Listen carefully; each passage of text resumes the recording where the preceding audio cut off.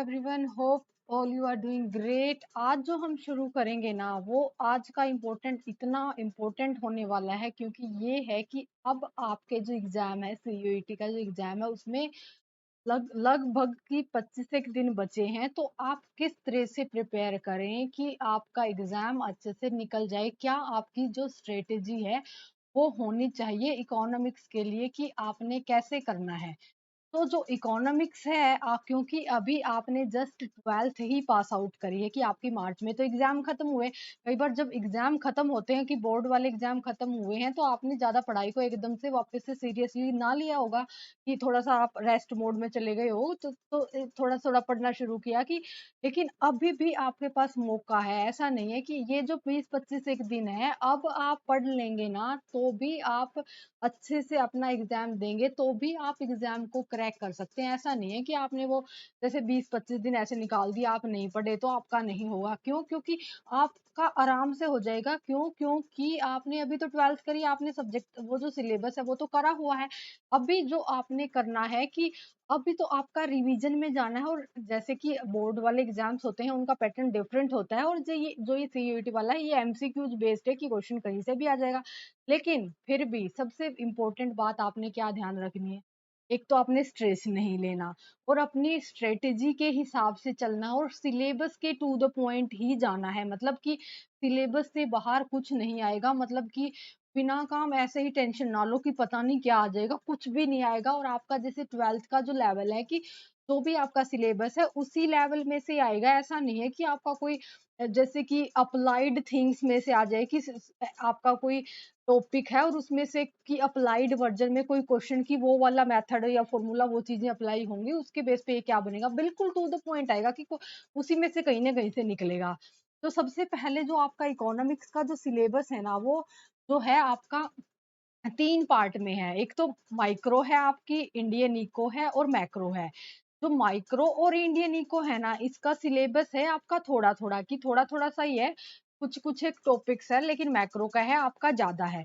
लेकिन जो ऐसा नहीं हो सकता कि आप माइक्रो या इंडियन इको में से कुछ भी छोड़ दें। क्यों? क्योंकि आप छोड़ नहीं सकते। कि लास्ट टाइम हम का जो एग्जाम हुआ है, हमने देखे कि क्वेश्चन इनमें से काफी आ रहे हैं, और आपके जो आराम से निकल जाएंगे। इतना मुश्किल नहीं है, आसान आसान है, कि ये तो एक एक दिन में आप आराम से 1-2 घंटे में पढ़ेंगे तो भी हो जाएगा।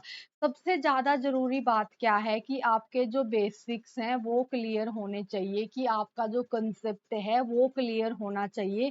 कि माइक्रो और इंडियन इको भी आपने करनी है, छोड़नी नहीं है। वो तो आपका एक एक वीडियो में, या मैं करवाने जाऊं तो एक एक शॉर्ट में ही हो जाएगा वो, क्योंकि वो ज्यादा नहीं हो इंटरेस्टिंग हो, थोड़ा थोड़ा सा और टू द पॉइंट क्वेश्चन पूछे जाएंगे। कि लास्ट टाइम भी हमने देखा है कि इलास्टिसिटी ऑफ डिमांड में से जो आपके 2-3 क्वेश्चन बने हैं, और इंडियन इको में से आपके प्लानिंग कमीशन में से क्वेश्चन निकले हैं, और मैक्रो में से तो काफी सारे हैं। जैसे कि मैक्रो में जो टॉपिक्स है सारे के सारे ही इंपॉर्टेंट से हैं। जैसे कि आपका नेशनल इनकम हो गया, नेशनल इनकम में से तो आपका न्यूमेरिकल भी आ सकता है, कि कोई भी इनकम मेथड में से वहां से, या फिर जैसे कि आपका हो गया कि इंटरमीडिएट गुड्स, फाइनल गुड्स, उनमें से क्वेश्चन आ सकता है। कि आपको पता होना चाहिए, जमा क्लियर होना चाहिए, कौन सी गुड इंटरमीडिएट है, उसका क्या क्वालिफिकेशन है, कि उस गुड की वो इंटरमीडिएट है और क्यों वो फाइनल गुड है।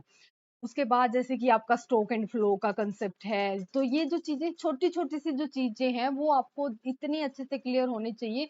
और फिर आप अगर पेपर दे रहे हैं, एग्जाम दे रहे हैं, आपको फिर आपका कहीं से क्वेश्चन नहीं छूटेगा। और ऐसा नहीं है कि जैसे कि सिलेबस सारा ही है, लेकिन आपने तो सारा, जैसे कि आपके पास ऑप्शन है ना, कि आप 10 क्वेश्चन छोड़ सकते हैं। कि आपने 50 क्वेश्चन आए हुए हैं, तो आपने तो 40 ही अटेम्प्ट करने हैं। कि आपको 40 जो जमा आते हैं, और की मोस्ट करेक्ट की इसका आंसर यही होगा। कि जो न्यूमेरिकल है उनका तो आराम से निकल आता है। और वैसे भी जो क्वेश्चन होते हैं, कि आपके जो क्वेश्चन आते कहाँ से हैं। अब ये बात है कि एनटीए जो बनाता है, वो जो बेसिकली जो क्वेश्चन होती हैं आपके, वो एनसीईआरटीज पे फोकस करता है। एनसीईआरटीज में से ही आपके क्वेश्चन निकलते हैं। लेकिन हो सकता है कि आपने जो अपने 12th का जब बोर्ड का करा है प्रिपरेशन, तो आपने कोई भी आपकी जो टेक्स्ट बुक है डिफरेंट ऑथर्स की, वो आपने रेफर आपने पढ़ी होंगी, आपने करी होंगी। तो फिर अब आपको ये टेंशन लेने की जरूरत नहीं, कि नहीं अब एनसीईआरटी करनी पड़ेगी। एनसीईआरटी में थोड़ी सी लैंग्वेज का इशू हो सकता है, कई लोगों को टफ भी लग सकती है, लेकिन आपको कोई टेंशन लेने की जरूरत नहीं है। आपको जो मैं करवा दूँगी एनसीईआरटीज़ में से और डिफरेंट डिफरेंट की क्वेश्चन किस टॉपिक्स में से कहाँ से क्वेश्चन निकल सकता है, मैं तो 99.9% भी ये बता दूँगी कि आपको यहाँ से ये इम्पोर्टेंट है भई, जमा ये कर ही लो कि यहाँ से तो क्वेश्चन आने के पूरे चांसेस है कि मोस्ट प्रोबेबली निकल ही आएगा क्वेश्चन। कि जो माइक्रो वाला है और इंडियन इको वाला है, ये तो माइक्रो वाला तो वन शॉट में ही हो जाएगा आपका, और इंडियन इको वाला एक में वीडियो ज़्यादा लंबा हुआ तो आपका 2 में चला जाएगा, लेकिन मैक्रो में थोड़ा-सा टाइम लग सकता है कि 4-5 में करें, क्योंकि नेशनल इनकम इम्पोर्टेंट है, बैंकिंग वाला इम्पोर्टेंट है, उसके बाद आपका जो फॉरेन एक्सचेंज वाला है, वो वाला भी इम्पोर्टेंट है। कि को सारे जो चीज़ें हैं वो इम्पोर्टेंट है और समझने वाली है कि उनमें से कहीं से कुछ भी आ जाए। आप वो बुक्स पढ़ें जो आपने अपनी 12th क्लास में पढ़ी है, आप किसी और पे स्विच ना करें कि पता नहीं क्या कैसा कुछ नहीं है, बस जमा आपके सिलेबस में से ही आएगा, आपको एक तो स्ट्रेस नहीं लेना है। उसके बाद इसके साथ-साथ आपने क्या करना है, आपने करना है आपके जो इसके मॉक टेस्ट है। सबसे पहले तो आपने जो आपका जो प्रीवियस ईयर का जो पेपर है ना, मैंने तो टेलीग्राम चैनल पे डाला हुआ है, लेकिन आप वहाँ पे नहीं हैं, तो आप करें कि आप एनटीए की वेबसाइट से डायरेक्ट डाउनलोड करें।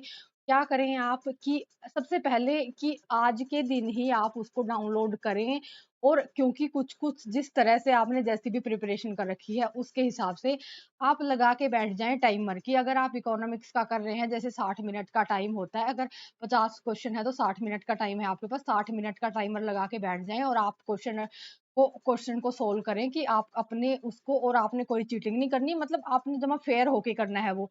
तो उस हिसाब से आप देखें और उसके बाद आप वो मैच करें कि आंसर की में कि कितने आपके करेक्ट हैं और कितने इनकरेक्ट हैं। उसके एक बार तो आपको अब ये पता चल जाएगा कि आप हैं कितने पानी में, आपने कितना करेक्ट करा है, कितना इनकरेक्ट करा है।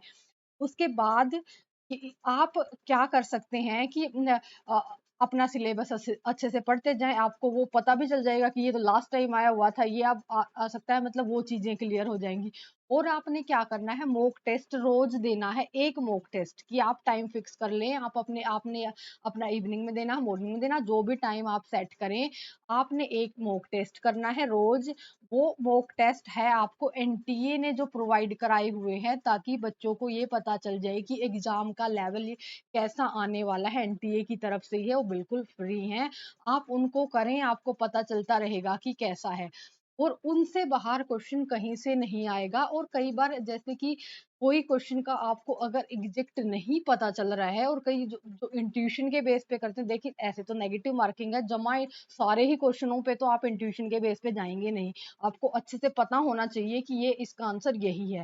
लेकिन फिर भी आपकी जो फर्स्ट जो इंट्यूशन होती है उसी पे आप जाएँ, ताकि क्योंकि वो सबसे मोस्ट प्रोबेबली वही आपकी करेक्ट निकलती है, क्योंकि बाद आप एक ही क्वेश्चन पे अटके रह जाते हैं, तो आपका बाद वाला पोर्शन भी बच जाता है।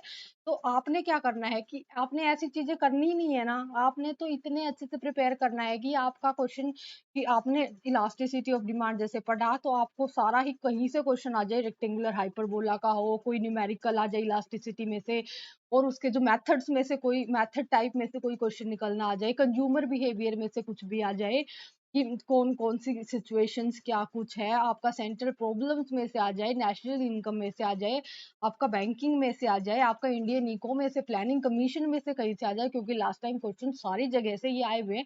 लेकिन क्वेश्चन का आपके पास मार्जिन है कि आप छोड़ सकते हैं 10 क्वेश्चन, आपने इस तरह से स्मार्ट वे में पढ़ना है। सबसे ज़्यादा आपको सबसे कोई बात की स्ट्रेस नहीं लेना है कि पता नहीं क्या कैसा, कुछ नहीं होगा। बस आपका सिलेबस के हिसाब से आपने जमा फ़ोकस्ड होके पढ़ना है, ताकि आपका जो एडमिशन है आपके ड्रीम कॉलेज में आपका हो जाए। आपने इस तरह से अपनी प्रिपरेशन स्टार्ट करनी है। और अब मैं आपका जो वन वन शॉट में हम कर लेंगे आपकी जो ये मैक्रो माइक्रो और इंडियन इको वाला, तो आपका 2-3 जैसे माइक्रो वाला तो 1 में ही निकल जाएगा, ये 1 या 2 में ये हो जाएगा, और मैक्रो भी मैं अच्छे से करवा दूँगी, बड़ी-बड़ी वीडियो होंगी, लेकिन आपका सिलेबस सारा हो जाएगा कि कहीं से आ जाए कि मैं छोटे-छोटे क्योंकि एमसीक्यूज़ तो आपका कहीं से भी आ सकता है ना, कई बार आपने बोर्ड के लिए कितना किस तरह से पढ़ा है। और इसके साथ-साथ ये तो हो गया, क्योंकि इकोनॉमिक्स एक है, इको इको ही है। आपके तो पेपर में कुछ-कुछ और चीज़ें, जैसे कि आपका लैंग्वेज आएगा, जनरल टेस्ट आएगा। लैंग्वेज तो जैसे कि आपका इंग्लिश, आप कहीं जाएँ, आपका इंग्लिश तो रहने ही वाला है इंग्लिश लैंग्वेज की। किसी भी यूनिवर्सिटी में आपका एडमिशन हो, किसी कॉलेज में चले जाएँ, इंग्लिश तो सब्जेक्ट रहता है ही। इंग्लिश जो सब्जेक्ट है आपका वो अपना अच्छे से करें, उसमें अपना टाइम दें। जो भी आपकी वीकनेस है, जैसे जिस सब्जेक्ट में आप वीक हैं, या जनरल टेस्ट में भी कुछ भी ज़्यादा ओवर नहीं करना। सबसे पहले तो आप प्रीवियस पेपर देखें किसी भी सब्जेक्ट का। जैसे आपका कोई जनरल टेस्ट ले लें या इंग्लिश का ले लें, आप प्रीवियस पेपर को अच्छे से देखें, तब आपको एक बार का तो पता चल जाएगा कि किस लेवल के जो क्वेश्चन आते हैं, उस लेवल से ऊपर क्वेश्चन नहीं जाएंगे, आपके ही लेवल के रहेंगे। कि जनरल में जो आपका रीजनिंग और मैथ है, वो ऐसा नहीं होगा कि वो हायर लेवल का आ जाएगा। आपका 12th लेवल का ही रहने वाला है, और वो ज्यादा मुश्किल भी नहीं होगा। उसमें क्या है, आपकी स्पीड होनी चाहिए, उसमें तो स्पीड ही मैटर करती है। उनमें भी जैसे इंडियन जो इकोनॉमिक्स है आपका, ज़्यादा नहीं है, इकोनॉमिक्स का सिलेबस टाइम का ही है, जैसे वो आपका आराम से निकल जाएगा। जो बाकी चीज़ें हैं, आप अपने जो और सब्जेक्ट हैं, उन पे भी फ़ोकस करें। जैसे 2-3 घंटे अगर आप 1 दिन में इकोनॉमिक्स में लगाते हैं, तो दैट्स इनफ फॉर यू कि आपका इतने में ही निकल जाएगा। या हो सकता है आपको 5-7 दिन, जैसे कि पूरा-पूरा आप माइक्रो ही कर रहे हैं, इंडियन इको कर रहे हैं, तो आपका टाइम लग जाए। लेकिन ये 2-4 दिन में अगर वो पूरे हो जाएँगे, उसके बाद जब आप रिवीजन करने जाएँगे, तो एक बार कंप्लीट हो गया 10 दिन में, आपने ये तीनों जो है आपका पार्ट खत्म कर लिए। उसके बाद अगर आप 10 दिन बाद फिर इनको रिवाइज़ करेंगे, तो आपका जो टाइम है वो रिड्यूस हो जाएगा, वो पहले से कम लगेगा आपको करने में। और सबसे पहले कोई भी क्वेश्चन अटेम्प्ट करें, सारे उसके जो ऑप्शंस हैं उनको ध्यान से पढ़ें, एकदम सही क्वेश्चन के आंसर देखते ही कि उसी पे ना लगा दें। क्वेश्चन का आपने अच्छे से पढ़ना पूरा है। कि कई बार ऐसा हो जाता है कि आप ऊपर-ऊपर वाला ही देख के ऑप्शन को लगा देते हैं। कई बार उसके जैसे 2 पार्ट है और ए एंड बी करके दिया हो, तो कि वो दोनों वाला करेक्ट वाला ऑप्शन था, और आपने सिर्फ़ ए वाला देखा कि ए वाला तो है, मैंने पढ़ा था, बी आगे आपने देखा नहीं, क्या पता ऑप्शन में हो कि ए एंड बी बोथ, कि बोथ आर करेक्ट। तो इस तरह से आपने नहीं करना है, बिल्कुल। जब आप फ़ोकस्ड एग्ज़ाम देते टाइम, वो ज़्यादा इम्पोर्टेंट है कि आपने पढ़ा है, जो पढ़ा है वो चीज़ें ठीक है, लेकिन आपने जो एग्ज़ाम देते टाइम ध्यान रखना है, वो ये कि आपने एग्ज़ाम जमा स्ट्रेस फ्री होके और अपने आराम से देना है। बस कि आपने ये तो सोचना ही नहीं कि हम एग्ज़ाम सेंटर में पता नहीं क्या होगा, कुछ नहीं होगा। बस आपने जो प्रिपरेशन करी है, उसके हिसाब से आपने एग्ज़ाम देना है, और अपनी तैयारी आप इस तरह से रखें, बस आपका एडमिशन हो जाए। 20-25 दिन की मेहनत है और आप सेट हो जाएँगे।